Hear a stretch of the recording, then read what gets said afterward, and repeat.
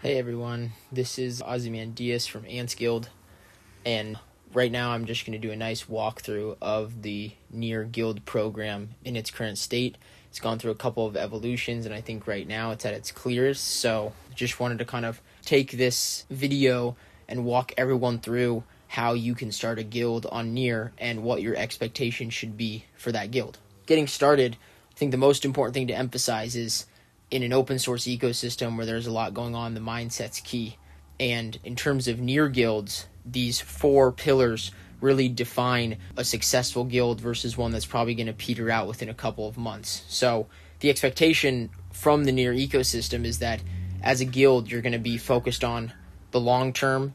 You're going to be working within the ecosystem. You're going to look for opportunities that are going to help grow the ecosystem first before the guild first. And you're going to really stay proactive in looking for things to help grow your guild or to help realize the vision of your guild, as opposed to just waiting for things to come to you. That's pretty much going to be the standard for all guilds entering Near going forward. We really hope that they embody these values. How do you fit in if you're interested in starting a guild on Near?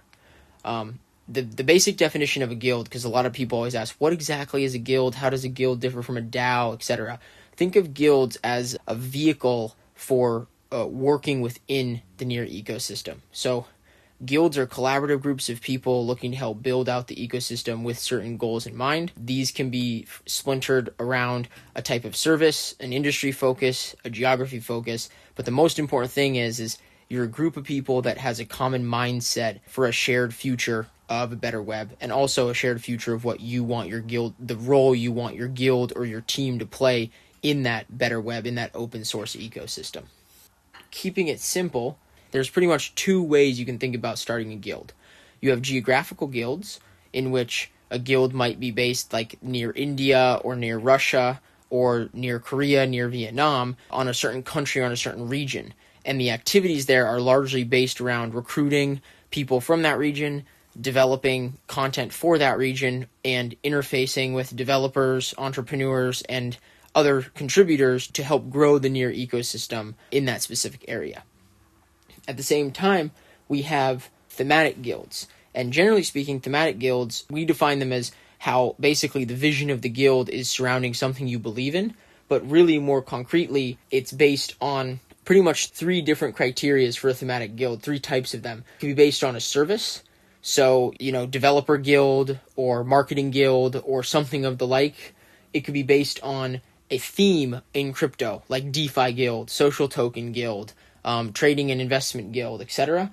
Or it could be built around a certain project that's building on Near, like CreateBase.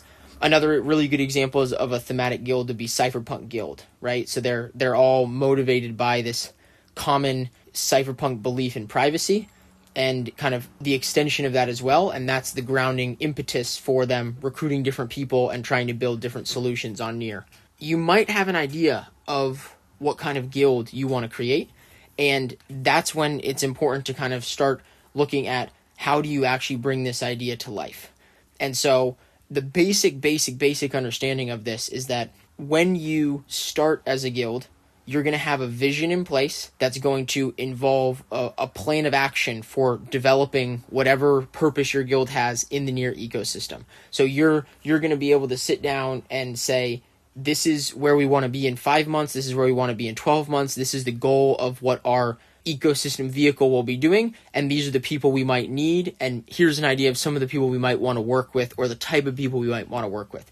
In essence, it's kind of like a roadmap of development for the guild that you've projected. That's the first very essential thing, and that also requires a leader with a clear plan who's going to be able to take responsibility and ownership of that vision. Once you've gotten your vision down, once you have a clear plan, once you kind of have identified people in the ecosystem you might want to work with or different roles that you might need for your guild, that's when you can actually get to launching. And the launch frame is really interesting because what Near tries to do, which I think is really smart, is they kind of phase you in incrementally based on your performance. And so the way to think about it is if you're starting from scratch and you don't really have a huge group of people together, or you just have a couple of people and they're just kind of getting accommodated in Web3 the way that the funding will work is it's going to be an incremental process where you're going to have to prove yourself for the first 1 to 2 months, and you're going to be funded on a task by task basis, before which you ultimately are able to garner larger funds or funding on a project by project basis for following months henceforth. This is, I think, a really, really important way of fixing your mindset as a new guild, because as a new guild entering the ecosystem, the expectation is that you prove yourself, and that in proving yourself, you will be rewarded over the long haul.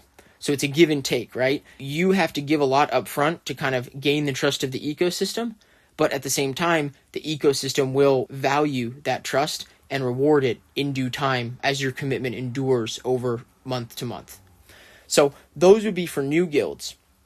There's another category that we would call like a tier 1 guild, and this would be referred to as kind of like an already established guild. So if there's already a team of developers that have been working together, if they're coming from another ecosystem, maybe they're a new project but with a lot of people who have already been working together for a long time in the near ecosystem, or they have significant funding, etc. That tier 1 guild would be able to skip this check timeline, and they would be able to put forward a proposal for a longer term project, or at least a proposal that's evaluated on a project per project basis as opposed to tasks. So really the main takeaway from this part is that new guilds that are starting from scratch, there's a way of proving yourself where basically you incrementally ease into the ecosystem. More established, funded, functional, proven guilds can skip through that check and they can go straight to a project proposal. If you're not totally sure about what guild you want to start right away, and you just want to kind of get a feel for what's going on in the ecosystem, or in parallel, if you might not have all the people you want in your guild, you're trying to source guild members, really, really good place to start is in the sandbox. Because the sandbox is going to be kind of the digital hub for contributors to work among different projects, develop skills, network, talk about things, and hopefully launch some guilds as well. I think just to summarize the steps here, if you're interested in starting a guild on Nier, you should plan on figuring out what you want that guild to do and whether it's going to be a geographical or a thematic guild. And once you figure that out, then as the leader, you should set out on defining a roadmap and vision for that guild on a somewhat granular level of, where you want to be in 3, 6, 9, and 12 months. As a part of that, you should also get a sense of who you want on your team or what kind of people you'll need on your team to execute that vision, and maybe also what kind of projects you want to work with in the ecosystem. And then with that basis, you can start your trial period if you're just starting from scratch, and you can do that by just posting on the Nier Governance Forum and keeping everyone updated on what you're doing. After 1 to 2 months, then there can be a kind of ecosystem-wide evaluation to see if your guild has grown sufficiently to plan on going to the next level of getting funded on a project level. The only thing I think I'd add at the end of this is, if you have any questions about this or any ideas that you want to run by us, feel free to reach out to myself. It's at Ozymandias1 on Telegram, and we'd be really happy to jump on a call and hear about your guild vision or walk through what you would like to do in the Nier Guilds program.